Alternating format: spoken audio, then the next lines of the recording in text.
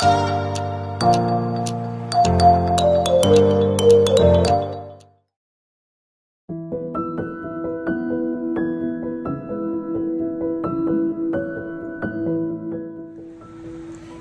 everyone, my name is Gabriella. I'm a social worker, psychotherapist, and consultant in private practice. Today we're going to spend some time chatting about how to cope with intimate relationships in the midst of this pandemic.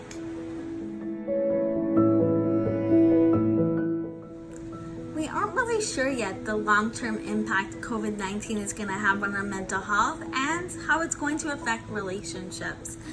What's been really challenging is some individuals have had to isolate away from their partners, and some have been with their partners for many, many months now that we've been undergoing this pandemic. Both realities can be really challenging on a relationship for a variety of reasons. Individual stressors like losing your job, other financial concerns, caring for children, caring for other loved ones, which can already be stressful, was exacerbated during this pandemic.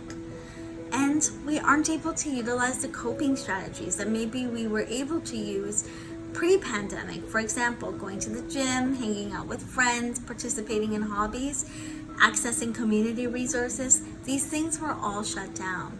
So that all in combination added a lot of extra stress on relationships.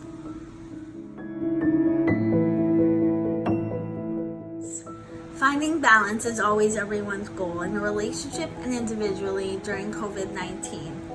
A lot of the clients that I work with have found balance in many different ways, and it looks different depending on who you are and your relationship. For example, having virtual meetups and chats when you're able, setting realistic goals for yourself and your partner within the relationship, being able to communicate openly and being vulnerable with your partner. These are really tough times. It's important to talk about the grief you guys might be facing. Maybe you had a lot of plans that aren't going to happen now because of COVID-19 or might be delayed. This is really impactful on a relationship, and it's important that you express how you're feeling. So globally, all cases of domestic violence are on a rise. Different areas are experiencing different levels of increase, and this is because individuals are left alone more often with their perpetrators. They're not able to get out of the house as easily. Community resources have been shut down. Shelters are filled with individuals, and there may not be room for other people wanting to come in. So it can really increase the rates of domestic violence as well as the complexities and severities. People are worried about their health. They were already concerned of where they were going to go, and now they have to think about if exposing themselves or their family to COVID-19 in a shelter system versus staying in an unsafe and, abusive environment. So this has really been hard on families. You're allowed to not always agree on everything. But if your relationship makes you feel bad about yourself or you feel in any way unsafe, that would be abuse. Abuse can happen to anyone. It doesn't matter your background, your religion, your income level, your education. It crosses all of these barriers. And I really want to emphasize the fact that we want to have a better understanding of what abuse is in relationships and the different forms that it takes.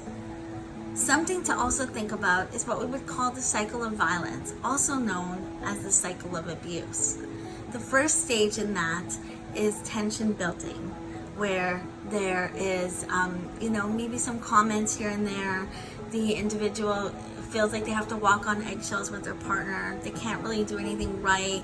The partner may be withholding their feelings. They may be withholding attention. Then there's usually the incident.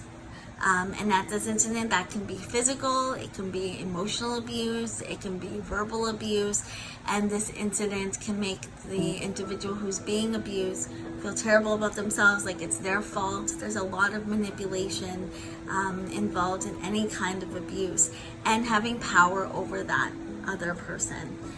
The third phase and stage is the honeymoon phase, where things sort of settle down. They can appear calm, The individual who is the abuser can say sorry, promise that things won't happen again, indicate, that they're going to do so many things differently, maybe buying presents, maybe giving away like a lot of their time towards their partner, making them feel like, this was a one-time event. And as the relationship moves forward, what we find is that the incidences increase in severity, and that the cycle can take shorter and shorter time for the stages 1 through 3 to happen. And sometimes you can be in an abusive relationship and it doesn't look like the cycle of abuse. And that doesn't mean that it's not abusive. So it's really important to talk to somebody you trust. Shoving, hitting, punching, throwing objects, and more. That is all physical abuse, but there's a lot of other kinds of abuse that can occur that maybe is not as recognizable. For example, emotional and verbal abuse, yelling, name-calling, belittling, withholding attention, gaslighting, manipulative behaviors, that's also a form of abuse. Threatening physical harm is a form of verbal abuse as well. There's also financial abuse, which can occur when someone's in control of your finances, doesn't give you money, asks, what you're doing with all of your money, takes away your credit card, your car keys. These are all forms of financial abuse. There's also sexual abuse, which can occur in a relationship anytime someone makes you participate in a sexual act that you don't consent to. But all of these things can have a lasting impact on your mental health, your self-esteem, and your future relationship. So it's really important to talk to someone about it. First and foremost, if you are in immediate danger or risk of harm, please contact 911 or visit your local police station. There are several telephone support lines that you can contact, and the numbers are on the screen.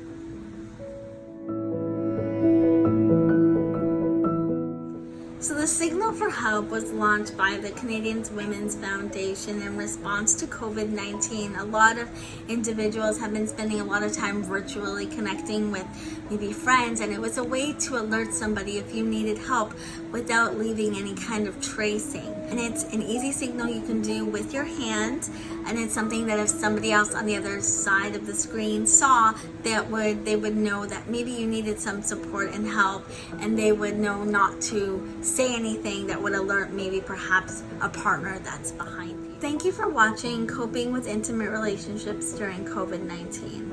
I wanted to leave off by saying that yes, no relationship is perfect. However, mutual respect is key to any successful relationship. If you do find yourself in any kind of an abusive relationship, whether that's physical, emotional, verbal, sexual, or financial, it's important to seek help and tell someone you trust. It is not your fault, and there are supports out there that can help you.